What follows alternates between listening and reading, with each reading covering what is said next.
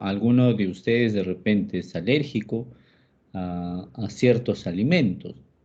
Y cuando consume estos alimentos, pues les produce escozor, les produce ronchas, como ustedes le denominan, pero ustedes saben que esto es pasajero, ¿no? O de repente toman un antihistamínico.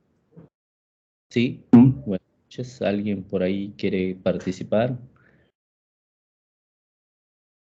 Me parece que no. Muy bien. Bueno, todavía no presento las diapositivas, así que no se preocupen. Y entonces, pues toma un antihistamínico y este antihistamínico rápidamente eh, alivia el malestar o los síntomas que pudieran estar presentando, ¿no? Cosas sencillas que probablemente ustedes ya han aprendido producto de la dolencia o el padecimiento que cada uno de ustedes sufre, ¿no? Pero, ¿qué pasó por ahí? ¿Alguien quiere ingresar? Ya,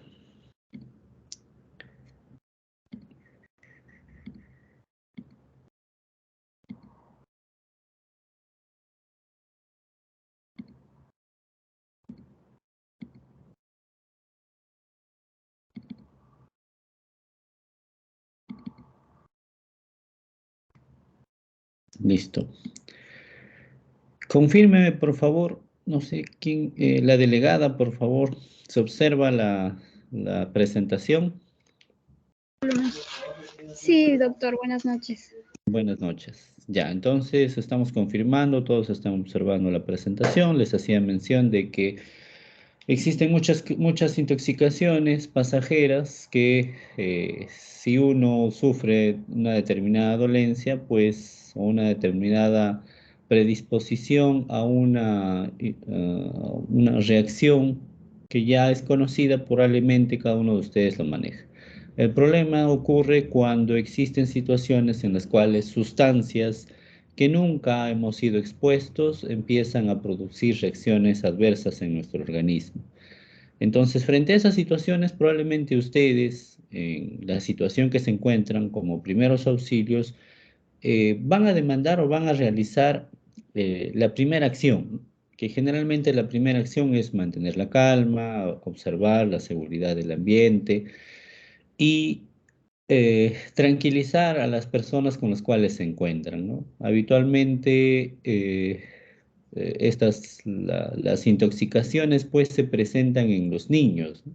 Lo más frecuente de todo esto, de las intoxicaciones, es los niños, ¿no? ¿Por qué? Porque los niños son curiosos, los niños son traviesos, los niños desean, pues, explorar el mundo. Y en ese afán de explorar el mundo se encuentran con situaciones o con objetos que les parecen interesantes, ¿no?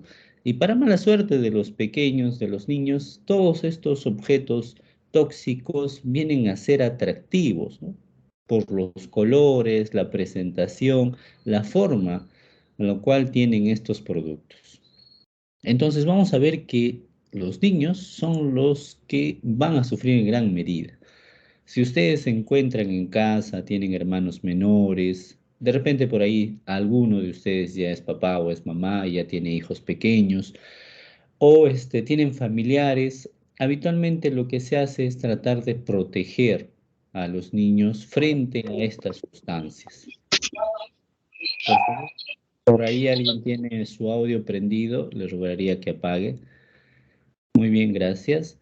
Entonces, lo que se hace pues es evitar, ¿no? De que el niño esté en contacto con estas sustancias. Agarra y estos productos se almacenan, se guardan adecuadamente, lejos del alcance de los niños para evitar esta exposición, ¿no?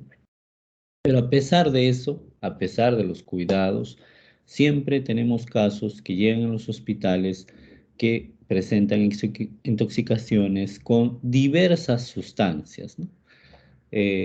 Con ingestión de diferentes productos, habitualmente por los niños.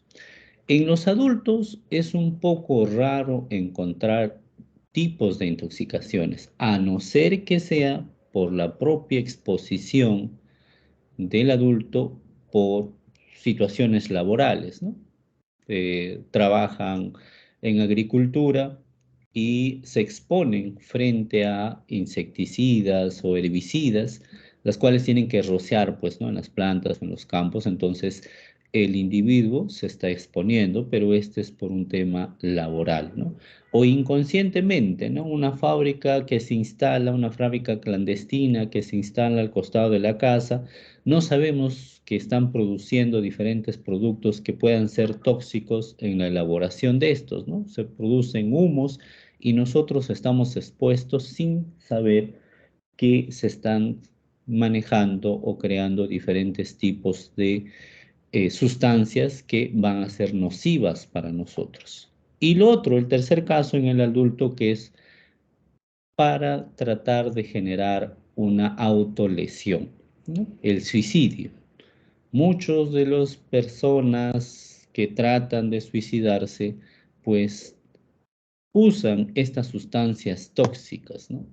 Probablemente ustedes van a escuchar esto en diferentes medios de comunicación, ¿no? En tal lugar intentó suicidarse, colocó en los alimentos de los pequeños y murieron los dos hijos con el padre, ¿no? O murieron los dos hijos con la madre y el esposo, ¿no? Un suicidio colectivo, ¿no? Eh, Inducido lógicamente por las personas mayores, ¿no? Entonces, habitualmente, pues, vamos a encontrar estas sustancias, pero no porque fue incidental la exposición, ¿no? Sino porque fue causado por la propia persona. Entonces, vamos a hablar acerca de esto. Va a ser una forma general, algunos conceptos claros que ustedes deben tener y también algunas recomendaciones que ustedes deban tener frente a estas situaciones cuando se encuentren, ¿no? Habitualmente ustedes ahora que están pues en primer año, ya desde el primer día que se enteraron que ustedes son cachimbos en la universidad, de la Facultad de Medicina, ya ustedes pues son los médicos en casa, ustedes son los consultores, a ustedes ya les preguntan casos de cómo se debe manejar, ¿no? Pero como siempre les he explicado, cada uno de ustedes, tiene pues una secuencia, ¿no? Entonces, ustedes están aprendiendo de lo más básico, cosas básicas, y van a llegar a aprender de las cosas más complejas, ¿no? Y ustedes pues van a ver su evolución durante estos 7 años, ¿no? De lo que ustedes cómo están ingresando sin tener conocimientos y van a terminar con gran cantidad de conocimientos, los cuales ustedes pues van a tratar de mejorar cada vez más. Muy bien. Sin más, vamos a ver que las intoxicaciones, pues, es un conjunto de trastornos que se derivan de la presencia en el organismo de un tóxico o un veneno que ustedes puedan encontrar dentro de sus prácticas, pues, ¿no? Que ustedes van a realizar. Vamos a dividirlas en dos formas, ¿no? La forma aguda y la forma crónica. Probablemente ustedes ya estén viendo, estén ya captando la idea, ¿no? Agudo es una absorción, una exposición corta, una absorción rápida en menos de 24 horas, ¿no? El cuadro clínico, así como la absorción ha sido rápida, la exposición corta, también el cuadro clínico es rápido, ¿no? Puede ocurrir la muerte rápidamente porque hay una absorción rápida de una sustancia tóxica y si se da el tratamiento adecuado, pues existe o va a existir una curación al corto plazo. Si es crónica, pues es una exposición a largo tiempo, ¿no? Repetida durante mucho tiempo. Esto habitualmente ocurre, como les manifestaba, por decir en el trabajador que está expuesto a sustancias tóxicas, ¿no? Herbicidas, pesticidas, o personal que trabaja pues con la exposición de gases de metales, ¿no? El azufre, el cadmio, ¿no? Está expuesto a a estas sustancias. Entonces, estas sustancias por sí solas, en la cantidad ínfima que cada día está expuesto, no genera nada, pero a largo tiempo sí, ¿no? Esto puede generar una toxicidad, por decir el saturnismo, ¿no? ¿Qué es el saturnismo? Es la acumulación de mercurio, ¿no? Los trabajadores que trabajan de manera informal buscando oro usan mercurio y están expuestos diarios tratando de conseguir el oro y usan mercurio. Entonces están expuestos constantemente a esta situación. Puede que se genere también con esta exposición tóxica alteraciones dentro de las células. Sí, podemos producir el cáncer, ¿no? Entonces pueden generarse bajo estas exposiciones también, ¿no? Como es la exposición, por decir, a sustancias radioactivas, el uranio, ¿no? El uranio que puede encontrarse en las exploraciones de minas y sin conocer los trabajadores pueden estar expuestos a estas sustancias y pueden producir alteraciones a nivel celular. Cualquier sustancia química puede ser peligrosa, muchachos. Cualquier sustancia química. Lo que va a depender para que sea peligrosa va a depender de su concentración, ¿no? O la cantidad con lo cual uno va a ingerir, ¿no? Entonces, este riesgo depende de la toxicidad de la sustancia y la concentración, ¿no? Una sustancia muy tóxica en baja concentración puede representar un riesgo menor que una sustancia poco tóxica, pero usada en dosis muy elevadas, ¿no? El ejemplo típico es el agua, ¿no? Ustedes dirán, pero doctor, el agua, yo tomo agua todos los días y no es tóxico para mí. Bien, es cierto. El agua, en una concentración baja, con lo cual nosotros consumimos diariamente 2, 3 litros al día de agua, no nos van a producir ninguna alteración, ¿no? Pero si ustedes tratan de consumir, por decir, 3 bidones de agua, bueno, agua de mesa, agua embotellada, lo que sea, pero 3 bidones, aproximadamente cada uno tiene entre 20 litros, en ese momento, esta sustancia que ustedes consideran que no es tóxica, se vuelve tóxica. En este caso, por decir lo que hace el exceso, el consumo excesivo de agua en un paciente hace que se diluya nuestros electrolitos. Dentro del principal, nuestro electrolito viene a ser el sodio. Al diluir el sodio de los valores normales, ustedes ya van a estar entendiendo, valores normales en la sangre del sodio va de 135 a 145 mil equivalentes. Si yo bajo estos valores, menos de 135 mil equivalentes, puedo bajar a 120, 115, el cerebro empieza a tener lesión cerebral.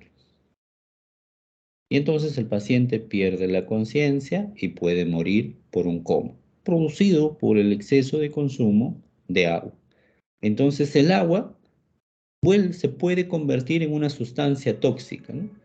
Dependiendo de la cantidad. Entonces cualquier sustancia química puede ser tóxica, depende de la cantidad y la concentración con lo cual uno se está exponiendo. Nuestro organismo tiene capacidad pues para eliminarla. En este caso, pues estoy poniendo acá un ejemplo de un fármaco, ¿no? Pero puede ser una sustancia tóxica, que generalmente las sustancias van a tratar de pasar por estos órganos vitales que nosotros tenemos, ¿no? Va a pasar por el hígado y en el hígado va a tratar de eliminar estas sustancias, ¿no? Y al tratar de convertir esta sustancia en una sustancia menos tóxica, lo van a tratar de pasar por el riñón para que éste pueda eliminarlo mediante la diuresis, ¿no? Mediante la orina. Pero existen situaciones en las cuales estas sustancias tóxicas no se eliminan.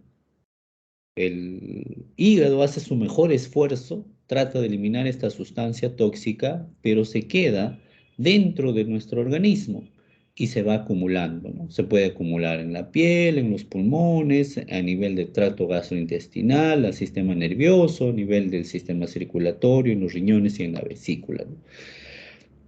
¿Qué sustancias? Por decir, en la piel, ustedes por decir conocen al níquel, ¿no? El níquel es una sustancia que se usa para la fabricación de las bisuterías, ¿no? Las chicas que usan los anillitos, los aritos, cualquier bisutería, pues, ¿no? Que ustedes usen, hay veces usan níquel. Y esta exposición al níquel, pues, hace que se acumule. Y una exposición continua puede producir alteraciones dentro de la piel, ¿no? En los pulmones, todas las sustancias que ustedes puedan inhalar, ¿no? Lo más frecuente, por decir acá, el asbesto, ¿no? Produce la asbestosis. Inhalación por las calaminas que antiguamente se fabricaba con asbestos y luego se determinó pues que el asbesto era una sustancia cancerígena, procancerígena, que produce pues cáncer a nivel de la pleura. A nivel del tracto gastrointestinal, ¿no? Las nitrosaminas, ¿no? Generalmente a nosotros nos gustan bastante las nitrosaminas. ¿Qué son las nitrosaminas, muchachos? Ustedes se van a un restaurante a comerse un rico pollo a la brasa. ¿Y qué es lo más rico del pollo a la brasa? El cuerito, ¿no? El cuerito que está tostadito, que está crocantito, ¿no? Esa tiene gran cantidad de nitrosaminas, que es la exposición del humo del carbón con lo que viene a ser las proteínas. Y se producen las nitrosaminas. Estas vienen a ser procancerígenas. A nivel del cerebro, cualquier sustancia. Hablábamos del mercurio, hablábamos del plomo, hablábamos del arsénico, que empiezan a acumularse y por el tiempo de la exposición van a generando, por decir, cambios, ¿no? El mercurio produce en el cerebro, por decir, alteraciones, los cuales el paciente empieza a tener pérdida de la memoria, ¿no? El plomo, ustedes probablemente hayan escuchado a la Oroya, ¿no? La Oroya es un centro metalúrgico donde se procesa los minerales, ¿no? Se procesaba. Ahora, por el problema del cambio de Doerran con la venta, etcétera, etcétera, no se está procesando, pero hasta hace 5 o 6 años en La Oroya se procesaban los metales y se usaba bastante plomo. Y el plomo salía pues evaporado y toda la población estaba expuesta al plomo y se veía bastante los casos de intoxicación por plomo y se miraba bastante sobre todo en los niños. Se consideraba pues que el plomo disminuía el cociente intelectual, ¿no? Disminuía las habilidades que tenían los niños. Y se demostró mediante estudios pues que efectivamente el plomo en los niños disminuye las capacidades cognitivas. A nivel del sistema circulatorio, el cloruro de vinilo, el tricoetileno, el benceno o tolueno, ¿no? Que son sustancias, digamos, que se pueden usar en las bebidas, ¿no? Para dar color, etcétera, a estas. En el hígado, el tetracloruro de carbono, ¿no? El tetracloruro de vinilo también, ¿no? Producto también, por decir, de los plásticos que se usa y se pueden depositar a nivel del hígado. Riñones y vesícula también, colorantes, el mercurio y a nivel del hueso, el plomo. Entonces estamos viendo que existe una infinidad de sustancias tóxicas que van a producir en nuestro organismo, ingresar y nuestro organismo hace su mejor esfuerzo, trata de eliminarlos, ya sea a nivel hepático, a nivel renal, pero cuando ya no puede, estos se depositan y generan alteraciones dentro de nuestros organismos. Vamos a ver, existe una infinidad, ¿no? Ustedes están viendo un montón de sustancias químicas que van a producirnos alteraciones en nosotros y que pues vamos a tratar de conocer, no ahora, durante toda nuestra carrera, para tratar de manejar o entender a estos. Pero ahora, hoy día en la clase, vamos a hablar a ciertos tipos de intoxicaciones o quizás las más frecuentes, ¿no? De los alimentos, de los químicos, de los detergentes, los insecticidas y el monóxido de carbono. Vamos a empezar con la intoxicación alimentaria, ¿no? ¿A quién no le ha pasado, muchachos? Han ido a comer en un lugar que ustedes no conocen, se comieron su rica hamburguesa, pasadas las 2 horas, ustedes están con urgencia tratando de buscar un servicio higiénico, un baño, por dolor intenso de abdomen, por las ganas de vomitar o porque se les aflojó el estómago, ¿no? ¿Por qué? Porque existe una mala preparación, una contaminación de los alimentos y ustedes pues están sufriendo una intoxicación alimentaria. Cuando ustedes lleven los cursos de clínicas, ustedes lo van a conocer a esta como la diarrea del viajero. ¿Por qué? Porque es frecuente en las personas que van a una nueva localidad y no están expuestos a determinados gérmenes, a determinadas toxinas producidas por bacterias que están en los alimentos y generan una alteración dentro del tracto gastrointestinal y ustedes pues llegan a tener una intoxicación alimentaria. Para que esto ocurra, pues los alimentos tienen que estar con bacterias, parásitos, virus o toxinas, ¿no? Lo más frecuente, muchachos, que ocurre cuando ustedes se intoxican con los alimentos es la presencia de toxinas. Las bacterias, en este caso, por decir, la principal bacteria que viene a ser la Escherichia coli, que se encuentra pues en las heces de los seres humanos, las cuales el preparador de comida no tiene el debido, la debida higiene en la preparación, se contamina las manos, estas manos todas sucias no se lavan, agarran todos los alimentos y las bacterias llegan, digamos por decir, a la preparación de un determinado alimento. Pongamos un pollo frito, ¿no? En este pollo frito es un caldo de cultivo donde la Escherichia coli empieza a reproducirse gran cantidad. Pero la Escherichia coli bota sustancias tóxicas, se llaman neurotoxinas. Estas neurotoxinas son los que en fin van a realizar este efecto de la intoxicación alimentaria, ¿no? Uno agarra, come su rico hamburguesa con sus mostaza, con su mayonesa y con todas las cremas habidas y por haber y con su lechuga. Come y a las 2 horas empieza a tener estas molestias. ¿Por qué? No por la bacteria no está haciendo el efecto. Lo que está haciendo efecto es la neurotoxina eliminada por esta bacteria, la Escherichia coli.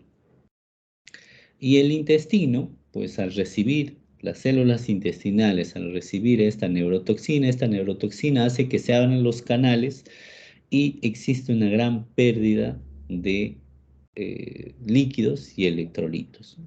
Y estas son transportadas por nuestro intestino delgado, nuestro intestino grueso, y el intestino trata de eliminar, ¿no? Entonces, por eso tenemos ese dolor intenso, los cólicos que ustedes conocen, y esa necesidad urgente de buscar el baño, ¿no? Alimentos mal preparados, pues, ¿no? Porque no se ha tenido el respectivo higiene en la preparación, ¿no? O los utensilios, ¿no? Que no han sido limpios. Productos lácteos, alimentos no conservados adecuadamente, ¿no? Ustedes son testigos de los reportajes que hacen los canales de televisión que van a las chifas, ¿no? Se encuentra chifas que preparaban alimentos, donde preparaban freían o almacenaban el arroz, se encuentra al costado el pollo y el pollo es verano, no está congelado, encuentran con mal olor y encuentran junto al costado del pollo almacenado, encuentran al costado ropas interiores que están colgados, ¿no? Probablemente alguno de ustedes de repente ha visto ese reportaje, ¿no? Cómo encuentran la ropa, etcétera, en los chifas, ¿no? Entonces, no han sido conservados adecuadamente los alimentos, ¿no? Y estos son caldos de cultivo, sobre todo para las bacterias, ¿no? En los adultos, generalmente las intoxicaciones alimentarias son por neurotoxinas. A la cabeza, germen, Escherichia coli. En los niños, las intoxicaciones alimentarias son virales.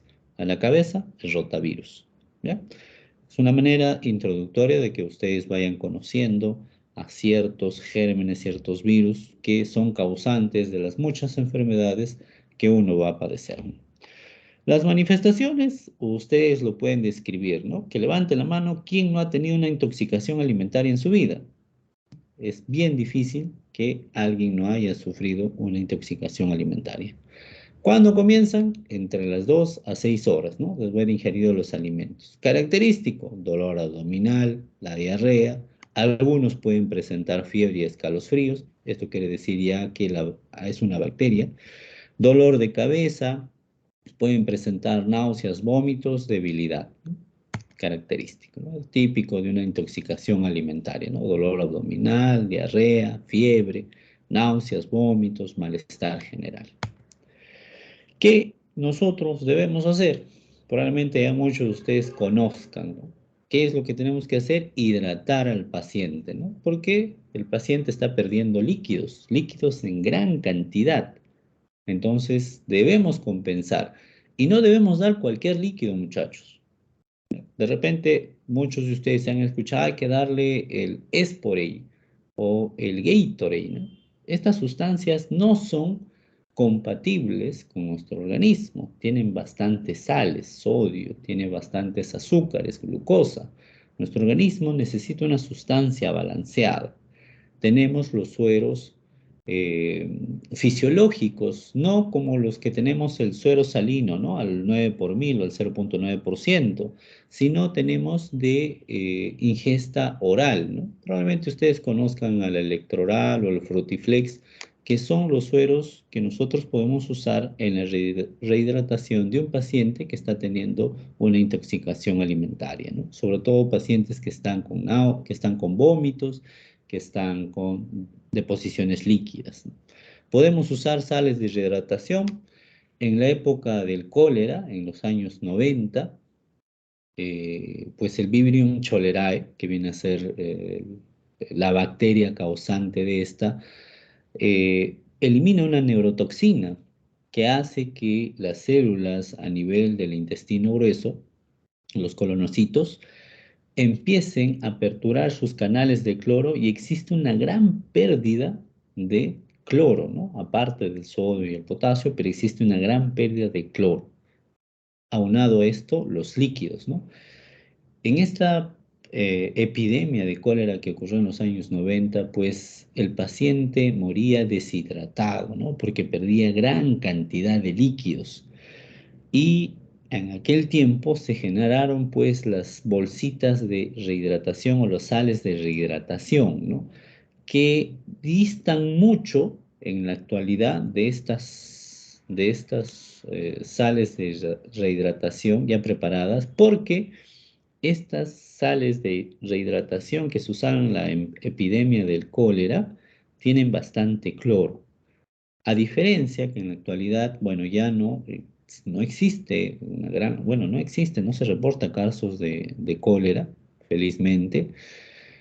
Eh, los gérmenes, demás gérmenes que no son el Vibrio cholerae, sí producen estas neurotoxinas, pero no producen que se pierda gran cantidad de cloro, ¿no? Entonces, estas sustancias no tienen gran cantidad de cloro. Se puede usar las sales de bismuto, sí. Ustedes lo deben conocer acá como el bismutol.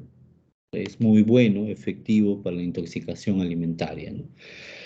Si a pesar de estos esfuerzos iniciales que ustedes están haciendo para controlar una intoxicación alimentaria, el paciente o el familiar conocido suyo persiste con diarrea, se asocia a moco, sangre, las deposiciones, hay fiebres, calosfríos, los vómitos son incoercibles, así que ustedes le dan un poco de la sal de rehidratación o este suero o el electroral, le dan y lo vomita, pues este paciente necesita manejo hospitalario, ¿no? Probablemente hay que colocarle rehidratación por vía endovenosa, ¿no? Entonces, no dudemos, refiramos a estos pacientes a un centro hospitalario, ¿ok?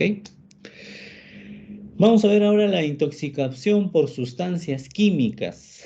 Sustancias químicas que ustedes tienen en casa, muchachos, detergentes, suavizantes, lejías, ¿no? La famosa lejía. Muchos de ustedes habrán escuchado ahora en la pandemia, ¿no? El clorito. Esto, pues, en la pandemia, muchos pacientes llegaban al hospital no por problemas de COVID, sino llegaban por problemas de intoxicación por el consumo de lejía, ¿no? Había pues una falsa creencia, un médico, un pseudomédico, creo que era en Ica, creo en Nazca, por ahí, que recomendaba el uso del clorito, ¿no? ¿Qué era el clorito? Era pues la lejía diluida, ¿no?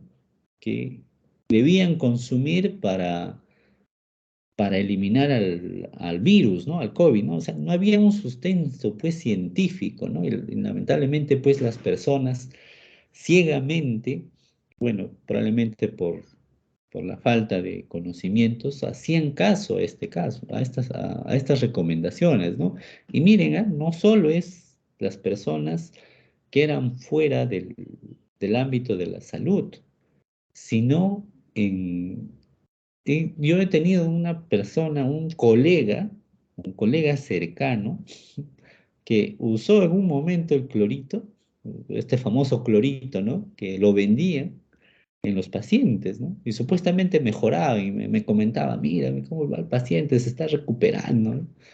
Y yo decía, probablemente se está recuperando por la propia historia natural de la enfermedad, ¿no? Ustedes saben que la enfermedad llega en el paciente, se incuba, luego tiene los pródromos, luego se desarrolla, se manifiesta, pero luego va pasando el efecto, va pasando la enfermedad y se va recuperando, ¿no? El proceso gripal, ¿no? Un proceso gripal dura a lo mucho 2 semanas. Hagan lo que ustedes hagan, va a durar 2 semanas. Se tomen lo que ustedes se tomen, va a durar 2 semanas. Van a usar de repente antihistamínicos, van a usar sustancias que hacen que disminuya la secreción del moco, el malestar general, pero el proceso viral por un resfriado va a durar 2 semanas. Lo mismo, ¿no? El proceso del COVID en una persona probablemente tenía un tiempo de duración de 2 a 3 semanas.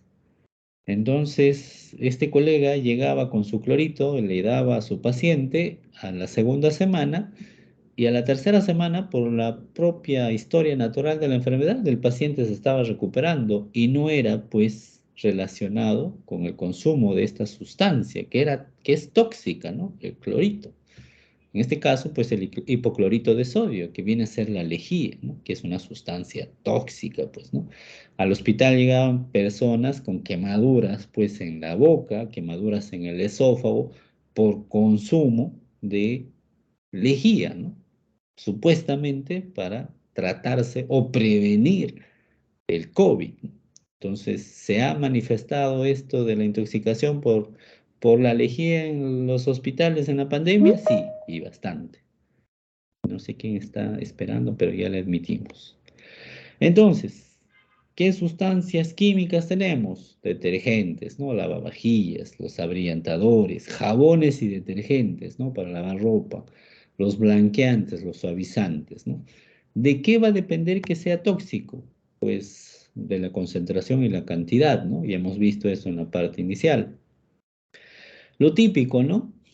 Los, ustedes o sus padres de repente compran estas sustancias y los guardan y los encierran, ¿no?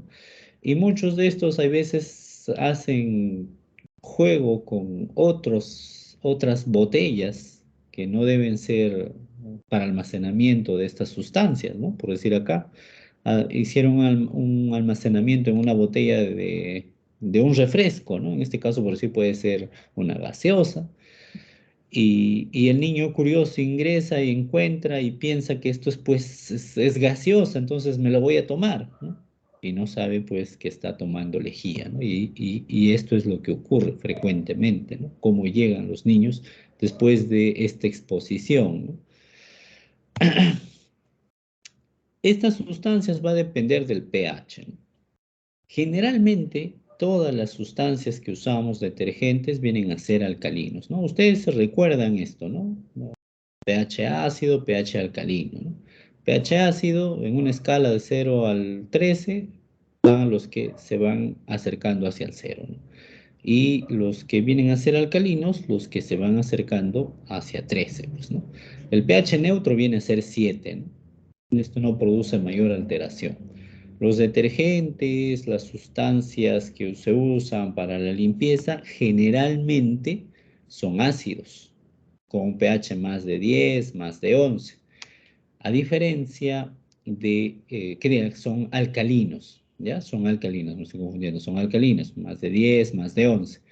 A diferencia de las sustancias ácidas, dentro de estos podemos encontrar al ácido muriático, ¿no? El ácido clorhídrico, ¿no? Esta sustancia viene a ser bien ácida. Esto se usa sobre todo para la limpieza de los servicios higiénicos, etcétera, pues, ¿no? Pero el grueso viene a ser sustancias alcalinas, ¿no? Con pH mayores a 10, 11, 12, ¿no? Ahí tenemos a toda una gran proporción de detergentes, lejías, etcétera, ¿no? Entonces, vamos a ver que los productos no iónicos tienen escasa o nula toxicidad, ¿no? Los que habitualmente se encuentran en un pH neutro. Para que un detergente pues tenga un comportamiento cáustico, es decir, que produzca lesiones dentro de lo que viene a ser el tejido, es necesario pues que presente un pH menor a 3, es decir, muy ácido, o un pH superior a 11, muy alcalino, ¿no? La toxicidad ocurre cuando alguien ingiere detergentes iónicos o catiónicos, muy ácidos o muy alcalinos. Algunos pueden presentar soda cáustica, ¿no? Que se comportan como cáusticos alcalinos, ¿no? Estos, por decir, son productos que tienen tensioactivos catiónicos, como los suavizantes de la ropa, que se comportan pues como cáusticos alcalinos. ¿Quiénes sufren más estos muchachos? Los niños menores pues de 3 años. Y dentro de estos, ¿quiénes? Los varones, ¿no? Son los más inquietos, supuestamente. Y el 90% son álcalis, ¿ya? Son álcalis los que están produciendo estas sustancias. ¿Qué intoxicación por sustancias químicas tenemos? Hemos visto los cáusticos, que son los que van a producir lesiones en el tejido vivo, pueden ser álcalis o ácidos, ¿no? Álcalis son pH mayor a 11. Lo que hacen estos álcalis, hacen una necrosis por licuefacción, ¿no? Ingresan nomás, los álcalis ingresan nomás a la boca y empiezan a destruir los tejidos, los hacen como mazamorra. A eso se llama una necrosis por licuefacción. Afectan principalmente la boca, el esófago, porque ahí está ingresando, ¿no? El grueso, la gran cantidad de esa sustancia química está entrando a la boca, al esófago, y ahí está produciendo una necrosis licuefactiva, una mazamorra está produciendo, ¿no? Esto penetra en profundidad y puede lesionar no solo el esófago, puede lesionar lo que vienen a ser los pulmones. Esta parte de acá, la parte anterior del tórax, se llama mediastino y se considera que estos álcalis pueden lesionar al mediastino y pueden generar una mediastinitis que viene a ser una situación crítica, casi mortal. ¿Ok? ¿Qué productos domésticos encontramos? La famosa lejía, pues, ¿no? El hipoclorito de sodio. ¿Cómo llegaban los pacientes con COVID o para prevenir COVID? Llegaban, ¿por qué? Porque se habían quemado la boca por ingerir esas sustancias, ¿no? El amoníaco, el hidróxido de sodio y potasio, cementos, bueno, la lejía, ¿no? Las sustancias ácidas tienen otra forma de lesionar, ¿no? Estos tienen un pH menor de 3. Estos afectan al estómago. ¿Por qué no afectan al esófago? ¿Por qué? Porque estos producen una necrosis por coagulación. Producen una quemadura tan intensa que se produce una escara. Y al producirse una escara, una sustancia dura, permite que el líquido siga pasando y por eso llega al estómago. Y en el estómago se almacena y produce una lesión en el estómago, una quemadura en el estómago, hasta puede perforar el estómago, llegando a producir pues una peritonitis química en el paciente. Entonces, estas vienen a ser las dos características de las intoxicaciones por sustancias químicas. Los álcalis producen una necrosis por licuefacción y los ácidos están produciendo una necrosis por coagulación. Queman al tejido y producen una escara. ¿Cuál es la característica de la manifestación clínica cuando una persona ha ingerido una sustancia química, sobre todo los niños? Lo principal, el síntoma guía, va a ser la imposibilidad para deglutir, el babeo. ¿Producto de qué? De la cialorrea, ¿no? Las glándulas salivares empiezan a producir bastante saliva para proteger a la boca. Entonces a eso se llama cialorrea. Tanta es la producción de saliva que para producir que el niño empieza a tener un babeo y pues el niño llora, ¿no? Cada vez que deglute llora, ¿no? Quizás eso es lo que más preocupa al papá, ¿no? Cuando encuentra al niño luego que se ha consumido la lejía, ¿no? Que está baboseando, está babeando, llora, le dan agua y empieza a llorar más, ¿no? ¿Por qué? Porque le está produciendo gran dolor, ¿no? En la piel, pues, puede producir irritación, en los ojos puede producir una queratoconjuntivitis, ¿no? A nivel del tracto gastrointestinal, a nivel de la boca, una lesión blanquecina en la mucosa oral, irritación, náuseas, vómitos, puede producir diarrea. A nivel de las vías respiratorias, como ha pasado por el esófago está en continuidad con la tráquea, produce estridor, puede producir asma, una neumonitis química. Si el consumo ha sido en gran cantidad o en exceso, a nivel del sistema nervioso central produce agitación, confusión, debilidad, el paciente empieza a tener movimientos bruscos, a eso se llama ataxia. Muy bien, entonces esto es lo que vemos, ¿no? En el niño vemos como los labios, la boca, está todo escarificada si es que ha sido una sustancia pues ácida, ¿no? O ya si es que se realiza una endoscopía para ver cómo, qué daños ha producido a nivel del esófago, vemos lesiones blanquecinas, ¿no? Friables quiere decir que son fácilmente deshilachables, ¿no? Que se pueden romper fácilmente, ¿no? Estamos colocando el endoscopio, el tubo, la caña de endoscopio, y vemos que las paredes del esófago fácilmente se desgarran, ¿no? ¿Por qué? Porque existe una lesión por una sustancia. Si se produce como mazamorra en la pared, como en este caso por decir, es una sustancia álcali, ¿no? Una lejía. Pero si se produce si observamos un esófago duro, pétreo, probablemente sea una sustancia ácida, ¿no? Entonces es lo que estamos observando, ¿no? ¿Qué es lo que ocurre con los niños, muchachos? Una vez que ya ha pasado el cuadro, ¿no? Habitualmente se fibrosa el esófago, ¿no?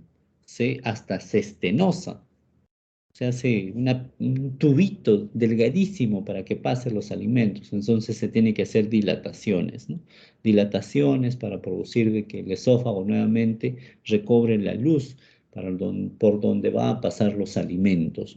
Entonces tenemos que tener mucho cuidado con estos pacientes, con estas personas que ingieren alimentos. Su manejo debe ser principalmente hospitalario. Ustedes no pues la primera recomendación va a poner seriedad en casa, tranquilidad y referir o llevar lo más pronto posible a un centro de salud. ¿Cuáles son los primeros auxilios de este paciente? Bueno, si ha sido contacto cutáneo, tratamiento con arrastre, ¿no? Con abundante agua, ¿no? Bastante líquidos. Si ha sido contacto ocular, lavado continuo por 30 minutos de agua o suero fisiológico. Tener cuidado acá, si a nivel ocular ha sido la exposición, hacer una evaluación por oftalmología para descartar una queratoconjuntivitis, ¿no? Una lesión a nivel de la córnea, de la esclera, la persona que ha tenido, ¿no? Si ha sido ingestión, que es habitualmente en los niños lo que nosotros vamos a ver. No debemos inducir el vómito, ¿no? ¿Por qué? Porque esa sustancia química que ha ingresado al estómago y yo induzco el vómito, va a salir y si al ingresar produjo unas quemaduras, a la salida también va a producir quemaduras, entonces doble vez va a haber lesión en este paciente. Entonces, no debemos inducir el vómito. No debemos usar neutralizantes. Ustedes dirán, pero doctor, es una sustancia ácida, entonces uso una sustancia básica, el bicarbonato de sodio.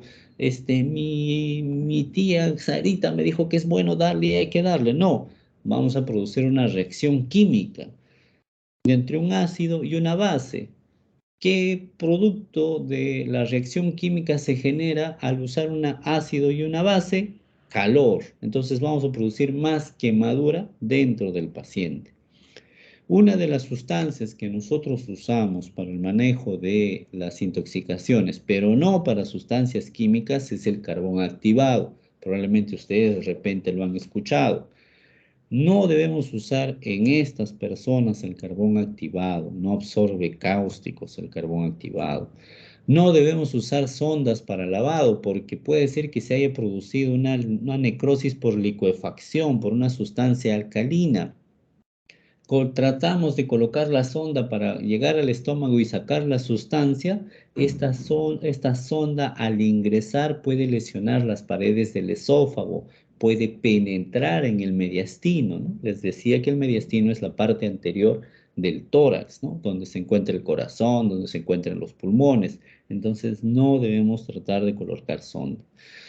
Si existe pues una alta cantidad, este debe ingresar rápidamente a una unidad de emergencia, ¿no? Este paciente probablemente va a necesitar, si aún no ha perdido la conciencia, se encuentra estable, va a necesitar pues una monitorización estricta, ¿no?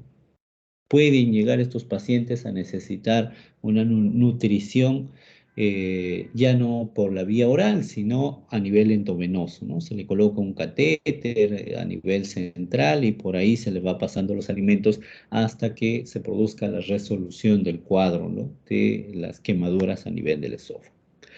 Existen otras sustancias que se pueden usar o pueden generar eh, intoxicaciones químicas, ¿no? Por decir, el uso de hidrocarburos, los halogenados. Dentro de estos, por decir, el thinner, ¿no? Los bencenos, disolventes de pintura, o producto de derivados del petróleo, ¿no? Los hidrocarburos tienen toxicidad sistémica. Estos van a llegar hacia el hígado. El hígado va a tratar de hacer su mejor esfuerzo por tratar de eliminar a estos, el thinner, los bencenos. Puede producir una lesión hepática, una hepatitis química, y la alta cantidad de estas sustancias puede producir una depresión del sistema nervioso central. El paciente se puede encontrar confuso, ¿ya? Pueden exponerse también a los derivados del petróleo, ¿no? A la gasolina, al petróleo, a cualquiera de estas sustancias. Estas, por más que el paciente lo haya ingerido, no tiene absorción intestinal, son volátiles. Lo que va a pasar, estas van a llegar hacia el pulmón y en el pulmón es donde van a producir las alteraciones. Una toxicidad respiratoria, el paciente va a tener dificultad para la respiración. ¿Qué debemos hacer acá? Bueno, si es una exposición cutánea, lavado con abundante agua y jabón. Tampoco está indicado, ¿no? La emesis o el lavado gástrico. No debemos usar el carbón activado. Estos pacientes son principalmente sujetos de observación. Y el otro grueso de intoxicaciones, muchachos, vienen a ser por los insecticidas, ¿no? Muchos de nosotros nos parece fastidioso tener zancudos, tener de repente cucarachas, entonces agarramos y compramos nuestro Raymax, ¿no? Nuestro Sapolo, nuestro Matatodo, ¿no? Y muchas de estas sustancias, pues sin querer, nosotros también al tratar de matar a la cucaracha, agarramos y colocamos una gran cantidad de esta sustancia y nosotros también estamos inhalando, ¿no? Y sin darnos cuenta, pues nosotros mismos nos estamos intoxicando, ¿no? Ustedes, cuando hagan bueno, ustedes ya van, cuando terminen la carrera, acaben el internado el 7.º año y en el 8.º año vayan a hacer su serum, van a encontrar muy frecuentemente estas intoxicaciones, ¿ya? Va a ser casi muy frecuente porque los lugares donde ocurren estos son generalmente en las zonas rurales. En las zonas urbanas ocurren, pero ya por exceso en el uso, ¿no? En las zonas rurales ocurre frecuentemente por confusión. Les voy a contar por si un caso que me tocó a mí cuando yo estaba haciendo el serum. Eh, Era una señora que vivía sola, pero justo ese día llegaron sus familiares a visitarla, pues no, era la mamá, llegaron sus hijos. Su primer hijo llegó en la noche a visitarla. Entonces, la señora tenía un cuarto donde ella dormía, pero como llegaron sus hijos, o su hijo le dijo, bueno, hijito, quédate tú en mi cuarto. Entonces su hijo se quedó en su cuarto y la señora se fue a su cocina, y en su cocina tenía un colchón donde llevó sus fresadas y se puso a dormir. Pero la señora durante la noche no podía dormir porque le picaban las pulgas, ¿verdad? Porque probablemente ese colchón lo usaba pues Firulais, ¿no? El perrito, ¿no? De la casa. Entonces la señora agarra y tiene sus insecticida en polvo, ¿no? agarra y le echa sus sábanas, ¿no? Acá voy a matar a las pulgas, y le echa las pulgas, supuestamente, a la sábana, ¿no? Le echa la sábana, le echa la sábana. Y se echa la señora a dormir en ese colchón que había echado el insecticida. Para buena suerte de la señora, a la mañana siguiente llega su otro hijo y va, ingresa a su casa y va y le va a buscar a su mamá y a su mamá le encuentra totalmente dormida, sin respuesta, con mucha saliva en la boca, ¿no? Entonces se preocupa, ¿no? ¿Qué ha pasado? Entonces en eso va a despertar a su hermano que había llegado en la noche. Dice, ¿qué ha pasado con mamá? ¿Qué le has dado de comer? Está como, no responde, parece que ni respira, pero ¿qué hacemos? Hay que llevarlo rápidamente al hospital, al centro médico, ¿no?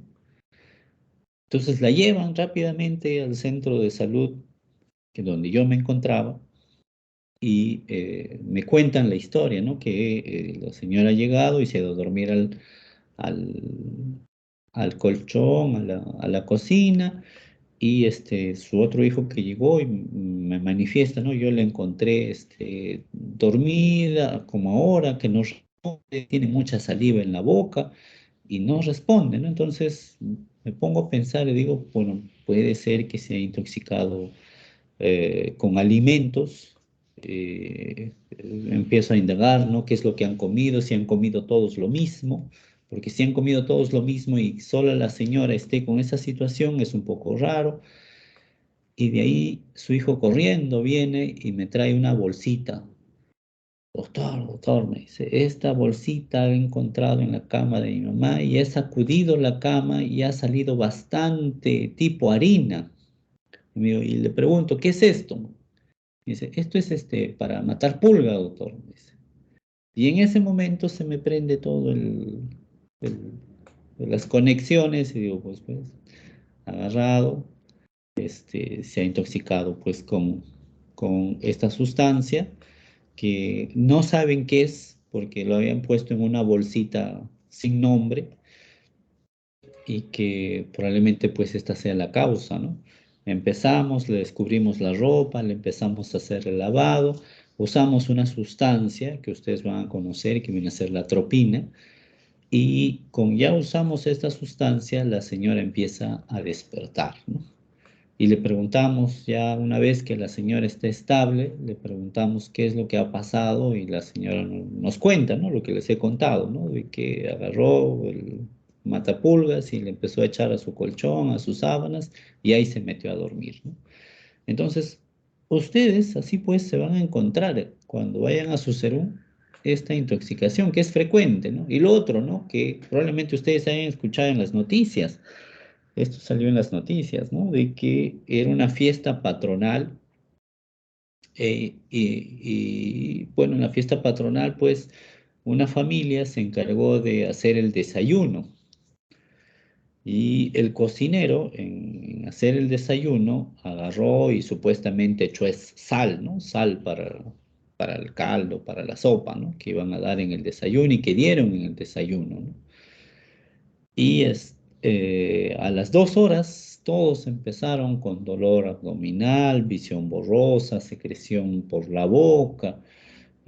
Llegaron al centro de salud, que pues un centro de salud no está condicionado para recibir 20, 30 personas, ¿no? Las justas y muchos recibe 5 personas, ¿no? Llegaron 20, 30 personas dentro de estas, creo que hasta 50 personas, de los cuales murieron como 20 a 30 personas, ¿no? De ahí fueron a determinar qué es lo que ha pasado, ¿no? ¿Por qué la gente ha muerto, ¿no? De una forma masiva. Examinaron que la sopa, el cocinero había confundido la sal con un insecticida y que lo había echado pues a la sopa que todos habían consumido, pues. Entonces, estas intoxicaciones para ustedes, al menos cuando hagan su serum, va a ser algo muy frecuente, ¿no? Lo que ustedes tienen que pensar, ¿no? Vamos a tener tres sustancias fundamentales por la intoxicación por insecticidas, ¿no? Los carbamatos, organoclorados y herbicidas, ¿no? Habitualmente son estos de uso agrícola. Su lugar de acción va a ser una enzima, la colinesterasa. Estos se unen reversiblemente. Ahorita vamos a ver qué es esta enzima. Los otros van a ser los organofosforados, ¿no? De uso agrícola y también doméstico, ¿no? Estos habitualmente pues están en el Raimax, en el Sapolio, en los matacucarachas, todo eso, ¿no? Esta diferencia de los carbamatos tienen una unión irreversible a la enzima colinesterasa, ¿no? Ahorita vamos a ver esta famosa enzima colinesterasa. Esta pues es responsable del 80% de intoxicaciones que requieren atención médica y del 75% de las muertes por insecticidas. Y de ahí vamos a tener pues las paradiclorobencenos. Dentro de estos pues la naftalina, ¿no? Ustedes probablemente de sus abuelitos, porque son los que generalmente usaban, tengo un abuelito que olía a naftalina, ¿no? Y que estas vienen a ser sustancias tóxicas, pues, ¿no? Tienen parte de actividad sobre esta enzima, ¿no? Bueno, estos son mecanismos no bien definidos de los paradiclorobencenos, ¿no? ¿Cómo ingresan estas sustancias, ¿no? Insecticidas? Hemos visto, por la piel, ¿no? Por la piel ingresan, muchachos. Ya les puse el ejemplo. La vía digestiva, sí, puede haber sustancias que se preparan, ¿no? Como los herbicidas, y que pueden guardarlo, ¿no? Sobre todo en el ámbito agrícola, agarran y lo guardan para la siguiente cosecha y el niño que está jugando encuentra esto y se lo toma, ¿no? O la vía inhalatoria, ¿no? La parte respiratoria, ¿no? Son las vías de ingreso.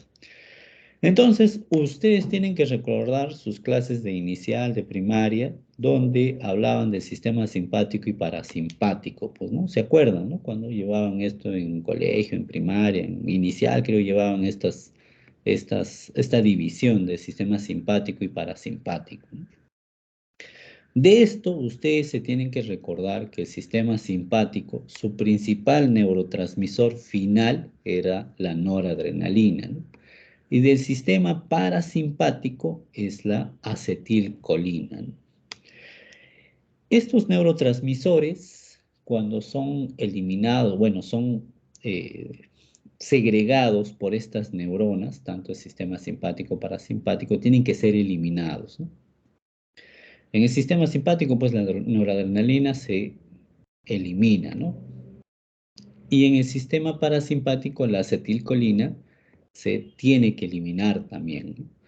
Y se usa una enzima que nuestro organismo tiene, que viene a ser la acetilcolinesterasa. Y convierte la acetilcolina en acetato y en colina, ¿no? La rompe, digámosle así, y ya la acetilcolina no tiene efecto, ¿no? Entonces, de sus clases de inicial y primaria que ustedes llevaron, van a recordarse que el sistema parasimpático era un sistema de reposo, donde ustedes, pues, este sistema hacía que se relajen, a diferencia del sistema simpático, donde ustedes tenían que luchar, ¿no? Es un sistema de lucha, de la huida, ¿no? Ustedes se encuentran frente a un incendio, ¿qué es lo que hacen? Tratan de escapar de ese incendio. Entonces, para escapar de ese incendio, ustedes tienen que abrir bien los ojos, ¿no? Entonces hacen una midriasis para que vean bien por dónde van a caminar, ¿no? En ese momento ustedes no necesitan que se produzca la saliva, ¿no? Porque les estorbo. Entonces se les seca la boca, ¿no? Necesitan que su corazón lata más rápido para que bote más y llegue más sangre a todos los tejidos, a todos los músculos, y ustedes, estos músculos, estén listos para correr, ¿no? Por eso les aumenta la frecuencia cardíaca, ¿no? En ese momento que ustedes están corriendo, huyendo de un incendio, no necesitan que sus intestinos estén trabajando, ¿no? No necesitan que estén digiriendo los alimentos, porque lo que ustedes quieren es huir de ese lugar, ¿no? Entonces disminuye la actividad de los sistemas digestivos, del páncreas, de la vesícula biliar, ¿no? Lo que ustedes necesitan es más producción de adrenalina, ¿no? porque la adrenalina, ustedes probablemente han escuchado, hace de que el ser vivo se mueva más. Ahora, ustedes en ese momento que están tratando de huir, se pueden morir de miedo y se orinan de miedo, ¿no? Entonces se relaja la vejiga urinaria.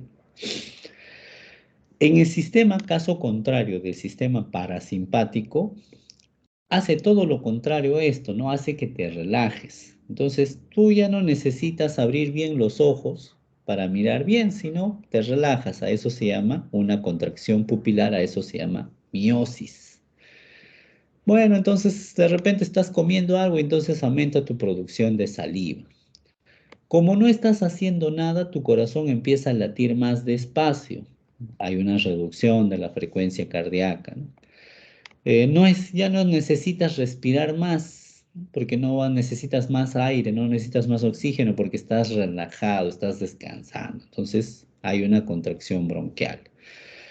En ese momento tú puedes dedicarte a comer, entonces necesitas que tus intestinos estén moviéndose, entonces se aumenta la actividad del aparato digestivo, del páncreas, la vesícula biliar, entonces hasta se contrae tu vejiga urinaria, ¿no? Entonces, ustedes recuerden que nuestro organismo pues tiene tanto el sistema simpático como el sistema parasimpático. Ustedes dirán, pero doctor, ¿para qué nos habla eso que tiene que ver con nuestra intoxicación? ¿Por qué? Porque les decía de que la acetilcolina es, es el neurotransmisor principal del sistema parasimpático. La acetilcolina no puede actuar constantemente. ¿Por qué? Porque si no, nos produciría todos estos efectos, pero en exceso. Y dentro de estos, los que van a producirnos mayor alteración sería la reducción de la frecuencia cardíaca. Ustedes de sus clases de signos vitales se deben recordar que la frecuencia cardíaca normal es entre 60 y 100, y si baja menos de 60 se llama bradicardia. Pero al tener tanto sistema parasimpático, la frecuencia puede bajar de 60, 50, 40, 30, 20, 10, porque hay un exceso de sistema parasimpático. ¿Por qué? Porque hay un exceso de acetilcolina. Por eso es fundamental esta acetilcolinesterasa, porque rompe a la acetilcolina en acetato y colina y hace que esta molécula, este neurotransmisor, ya no tenga tanto efecto. Pero ¿qué hacen los insecticidas? Bloquean esta acetilcolinesterasa, o también denominada solo colinesterasa, como acá lo tenemos, ¿no? Escrito. Entonces, al bloquear a esta enzima, ya no se rompe y tenemos acetilcolina en exceso. Y entonces, al tener acetilcolina en exceso, todo nuestro sistema parasimpático se encuentra activado en exceso. Por eso, lo característico de una persona que está con una intoxicación por un insecticida, ya sea por carbamatos o por órganos fosforados, es una activación del sistema parasimpático. Ustedes van a ver sus pupilas hechos un puntito, ¿no? Ustedes, si cada uno se mira las pupilas, tiene un diámetro más o menos de 3 milímetros así. En un paciente que se ha intoxicado con un órgano fosforado, un insecticida, van a ver con menos de 1 milímetro, es una puntita de la pupila. El paciente tiene bastante producción de saliva, ¿no? Ustedes le dicen tiene espuma en la boca, no es espuma, es saliva en exceso. Y el paciente puede hacer, pues, una disminución de la frecuencia cardíaca, y por lo cual el paciente se puede morir. El exceso de los insecticidas hace que la frecuencia cardíaca baje. Puede hacer de que la actividad intestinal empiece a aumentar de manera brusca. El paciente se queja de dolores intestinales, de diarrea, de posiciones. ¿Por qué? Porque el sistema parasimpático está en actividad en exceso, ¿ya? ¿En cuánto tiempo aparece todas estas manifestaciones? Pues puede aparecer en 5 minutos si ha sido ingerido, o puede demorar, ¿no? En el caso de la señora que les conté, ¿no? De la señora probablemente en la noche, a las 8, 9, 10 de la noche, porque en las zonas rurales, las zonas donde no tenemos tanta iluminación, las personas duermen temprano, duermen a las 8, duermen a las 9.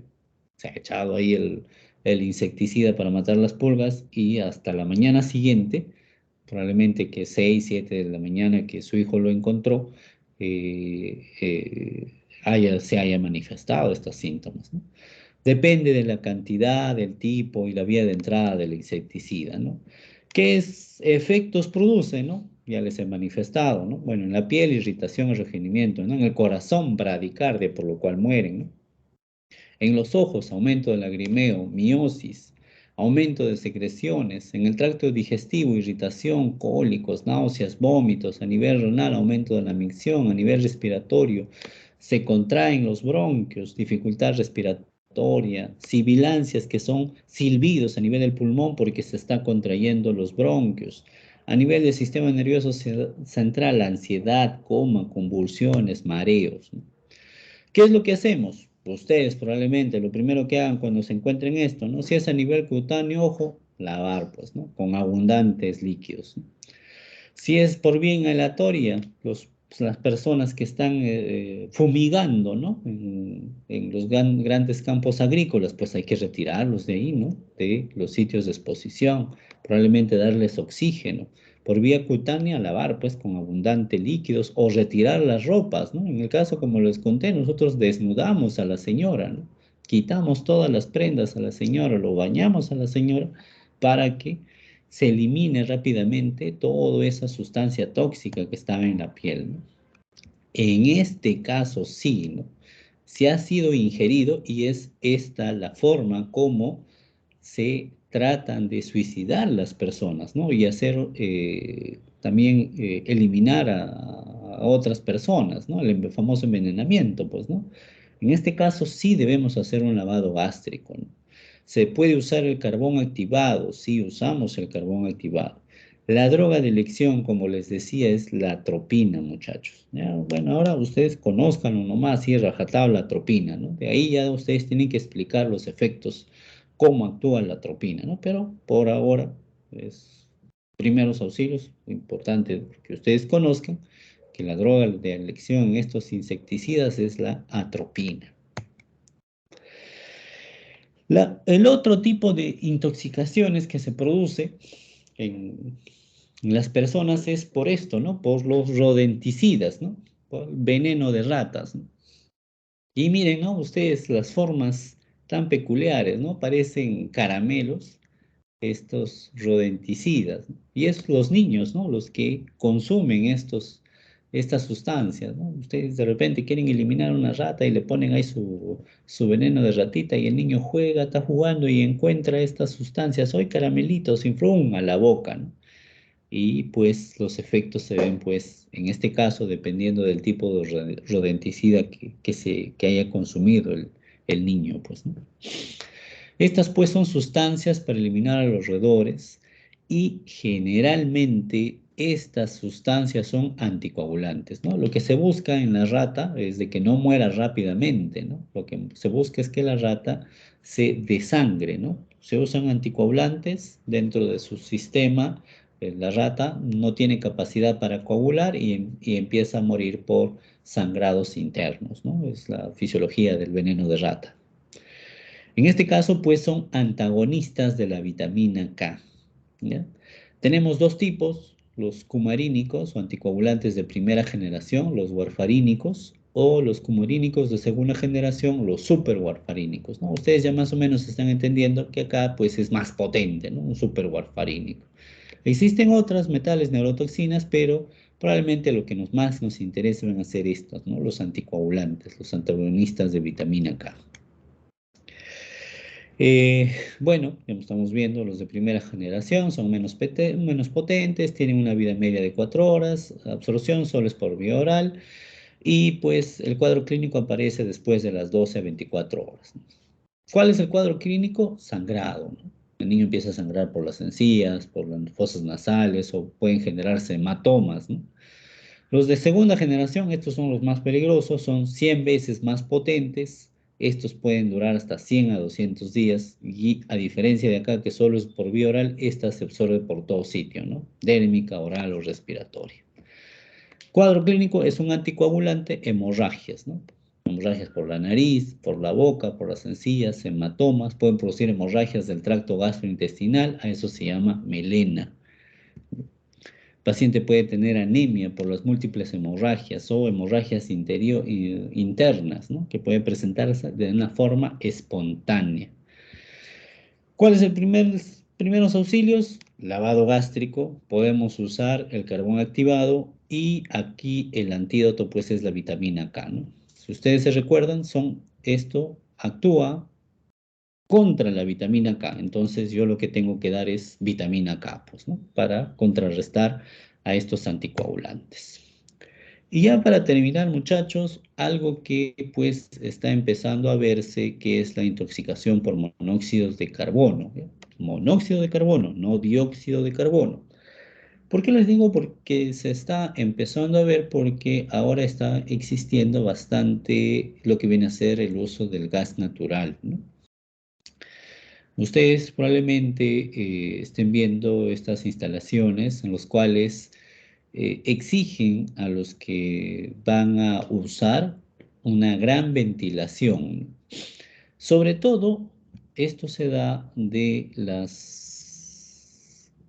calentadores de agua a gas, ¿no? Los termas a gas, ¿no? Porque estas producen bastante monóxido de carbono, más que la cocina, ¿no? En realidad producen monóxido, pero dentro de la cocina o las termas a gas, la terma es la que produce mayor cantidad.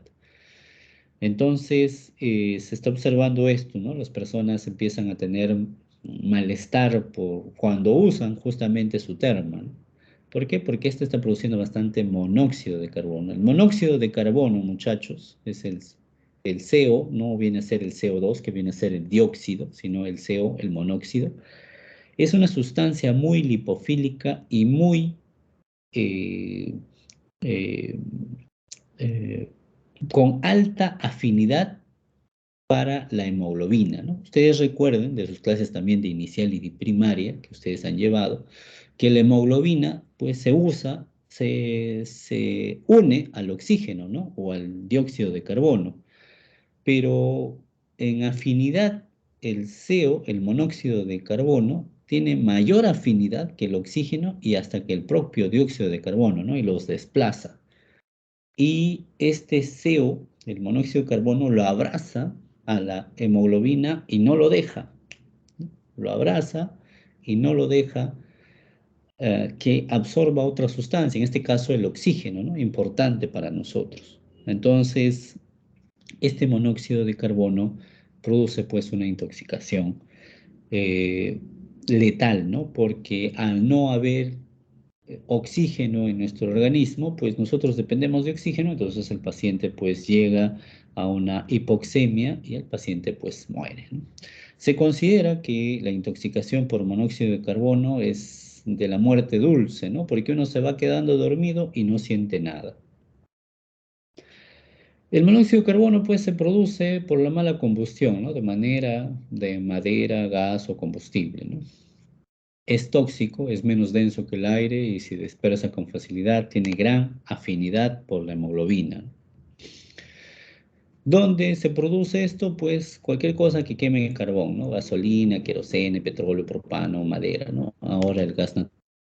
Motores de automóviles que no están adecuadamente calibrados, parrilla de carbón, ¿no? No se debe hacer parrillas en un ambiente cerrado. Sistemas de calefacción portátil o para interiores, calentadores portátiles, estufas o calentadores de agua, ¿no? Que utilicen el gas natural, ¿no? De eso pues, hacía mención, ¿no?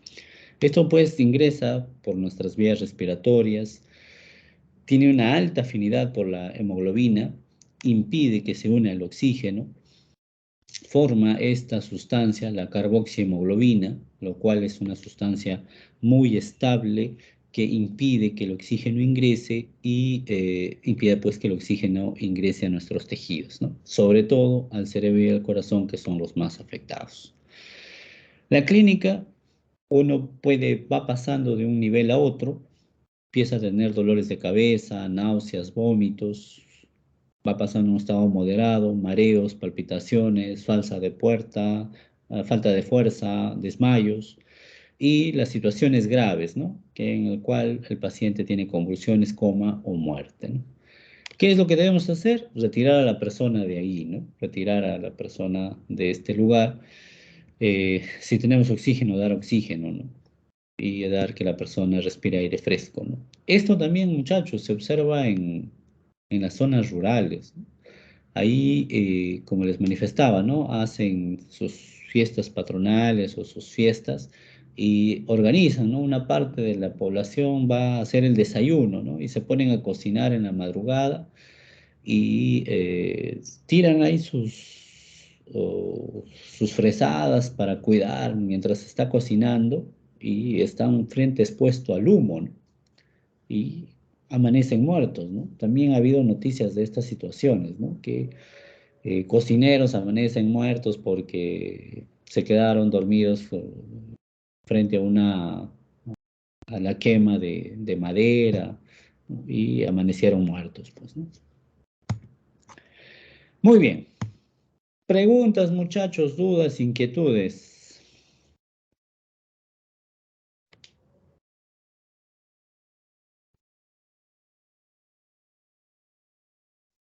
Doctor, buenas noches. Buenas Le habla noches. Marino. Marino. Muy interesante el tema de hoy que está tratando, doctor. Y justo yo quisiera compartir un caso que la semana pasada nos llegó al hospital. Por ejemplo, de un paciente que lleva shock trauma por ingerir ácido muriático, ¿no? La familia nos dijo que había ingerido 2 vasos, pero ella también llegó en estado de ebriedad, la señora. Aparte de eso, era psiquiátrica, este, bipolar, y creo que por eso he ingerido y bueno, bueno, al momento de atendernos llegó pues, se olía en la respiración, ¿no? El olor a ácido muriático, y justo cuando les estamos haciendo la atención, no pasó mucho tiempo y presentó vómitos y con restos de sangrado, probablemente era el ácido muriático. Pero después sus colegas le hicieron el examen toxicológico y salió pues positivo a etanol, ¿no? Y en estos casos, doctor, entonces, ¿cuál sería la atención para nosotros poder ayudar al paciente? Bueno, En, interesante el caso, Marino, ¿no? Ustedes están viendo ¿En qué hospital fue? doctor, en el Hospital Almenara. Ah, ya. Mm. Eh, Ustedes están viendo, ¿no? Cómo expone su compañero, ¿no? En este caso, probablemente una persona esquizofrénica o bipolar también, y en estado etílico, pues hace una conjugación de factores que potencian el suicidio, ¿no? Probablemente haya sido una situación de suicidio, ¿no? Lo que bueno, el grupo que ustedes han estado, hayan presenciado en este tipo de persona, ¿no? ¿Quiénes son las personas que se suicidan más? Son las personas esquizofrénicas y las personas que consumen sustancias alcohólicas, ¿no? En este caso, etanol, ¿no? Lo único, pues, en primeros auxilios que ustedes tienen que hacer es tratar de derivar lo más pronto posible a esta persona a un centro de salud, porque con las cosas que nosotros tenemos en casa no vamos a manejar a esto. El riesgo de estos pacientes es que por el consumo de sustancias alcohólicas, el trastorno de conciencia puede ser producto de esta o producto de la sustancia que ha ingerido, ¿no? Y las lesiones que se están presentando a nivel del esófago o el estómago, pues van a desencadenar complicaciones graves, ¿no? Neumonitis química, porque el vómito que ustedes están viendo que está saliendo no solo se queda en la boca o sale hacia afuera, ¿no? También pasa hacia la tráquea. Y el pasar a la tráquea va a producir, pues, una neumonitis química. Entonces, tiene varios factores de mal pronóstico, ¿no? Y probablemente su empeoramiento, pues, el cuadro va a mal a peor, ¿no? En esas situaciones. Lo recomendable en el caso de ustedes, pues, es, bueno, en el caso de nosotros, ¿no? Por decir, yo me encuentro en casa, encuentro una persona de esa situación, pues yo en casa no tengo ningún instrumento, ningún material para manejar. Probablemente lo que debo hacer es referirlo lo más pronto posible, pues, frente a un centro donde se le va a dar la atención, ¿no? En este caso es la observación, la monitorización, de repente necesite evaluación respiratoria, hasta en un caso intubación y colocación a ventilación mecánica hasta que las lesiones pues empiecen a consolidarse, ¿no? No a recuperarse, sino a consolidarse y luego recién de ahí se da el manejo a las lesiones que se han producido, ¿no? ¿Ok? Muy bien. ¿Más preguntas, muchachos? ¿Dudas, inquietudes?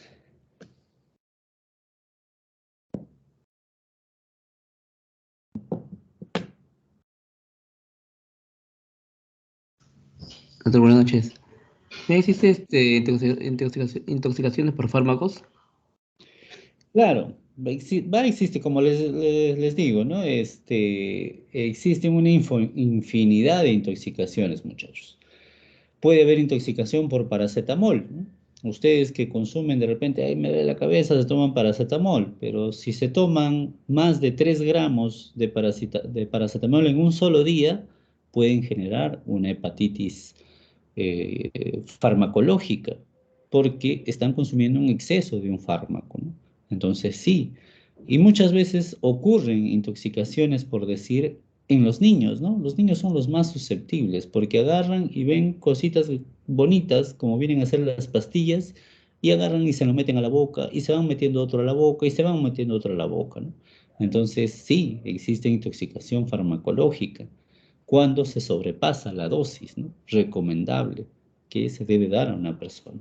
Muy bien.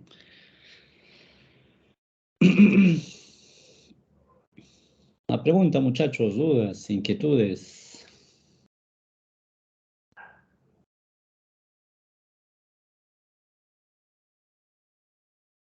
Bueno, esto lo van a seguir viendo, muchachos. Lo van a ver ahora. Y ahí ya con los cursos más avanzados van a ver punto por punto separado, van a poder verlos. Y al final, pues también en un momento van a llegar a manejarlos, pues, ¿no?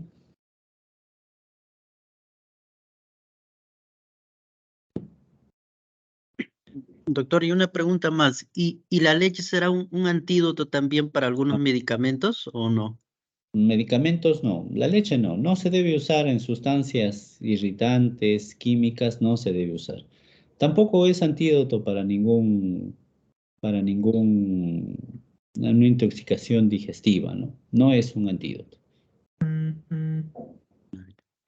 Ujú. Es una creencia, sí, ¿no? Sí, sí, Ujú.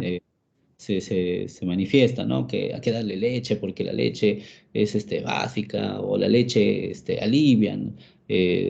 Por ahí también en un momento escuché que para el alcohol pueden usar leche para evitar de que esté intoxicado por el alcohol, ¿no? Una intoxicación alcohólica, ¿no?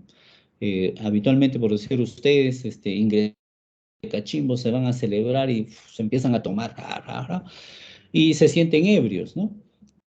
Mareados. Hasta ese momento todavía no han llegado a una intoxicación alcohólica. Cuando ustedes sobrepasen pierdan la conciencia, en ese momento ustedes pueden decir que están con una intoxicación alcohólica, pues, ¿no? En ese caso, el manejo, pues, es usar ciertas sustancias, en este caso la piridoxina, para tratar de aumentar el metabolismo del alcohol, en este caso el etanol, y eh, eliminar, pues, esta sustancia tóxica del organismo, ¿no? Pero no usar, por decir, la leche, ¿no? O sea, la leche para ninguna sustancia es un antídoto, ¿no? Hay que sacarnos eso de la cabecita.